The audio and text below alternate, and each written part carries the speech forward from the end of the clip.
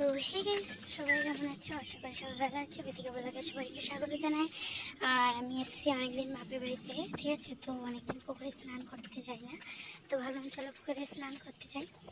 তো চলো পুকুরে ওখানে গিয়ে দেখা হচ্ছে। তো চলো তোমাদেরকে একটা কিছু শেয়ার করি।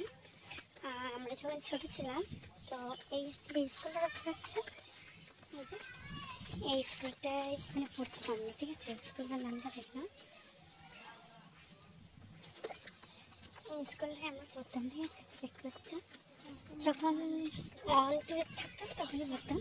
আর এই যে পুকুরটা, এই পুকুরে এখানে একটা বিশাল বড় তেঁতুল গাছ ছিল, ঠিক আছে। ওই তেঁতুল গাছে মানে এত তেঁতুল হবে, স্কুলে এখানে এই যে পিছনে একটা পড়েছে, এই পুকুরটাকে তেঁতুল করাতে আসতাম।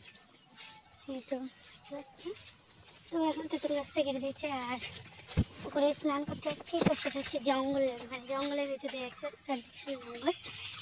চলো দেখা হচ্ছে। তো এবার দেখো এসে গেছে প্রায় পুরো, মানে কী বলবো, বড়ো বড়ো আম গাছ, বড়ো বড়ো ছোটো ছোটো আম গাছ। এখানে অনেক আম হতো, জানো। আমরা যখন ছোটো থাকতাম তখন এখানে স্নান করতে এসে মানে আম গাছে উঠে আম পাড়তাম, এরকম একটা ব্যাপার। দেখো, আর এখানে সামনে যেতে একটা পাট বাগান আছে, ঠিক আছে। আমাদের এখানে আবার ছেলে ধরা বেরিয়েছে, ভয় করছে। দেখো পুরো জঙ্গল, এর মধ্যে দিয়ে যেতে হবে, ঠিক আছে।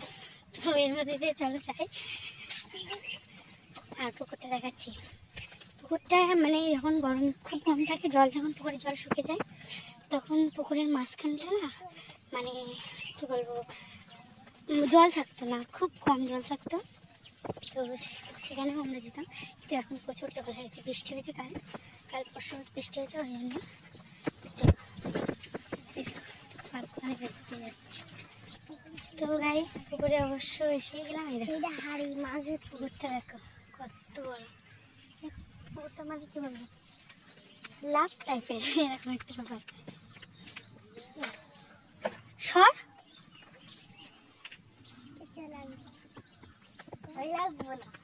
আচ্ছা, এদিক দিয়ে ওই যে, ওই দিক দিয়ে, ওই দিক দিয়ে, ওই দিক দিয়ে, ওই দিক দিয়ে পড়ে যায়। তো চলো পুকুরে এখন স্নান করে নেওয়া যাক। তো গাইস, পুকুরে নেমে গেছে, দেখতে পাচ্ছ। পুকুরে কেউ নেই এতক্ষণ, মানে লোক থাকে অবশ্য, কিন্তু এখন কেউ নেই পুকুরে।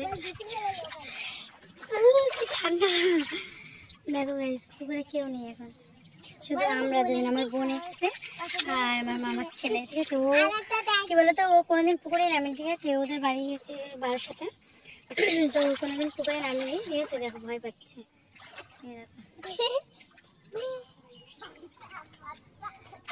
দেখো গাইস।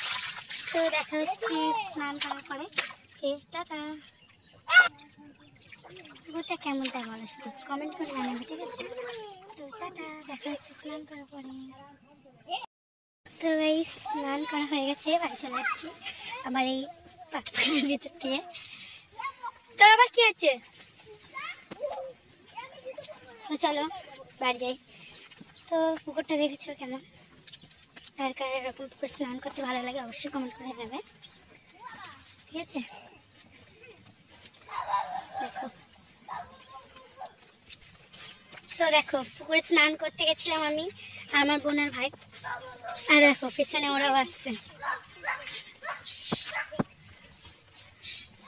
তো বাগানটা কেমন কমেন্ট করে অবশ্যই জানাবে, ঠিক আছে। বেশ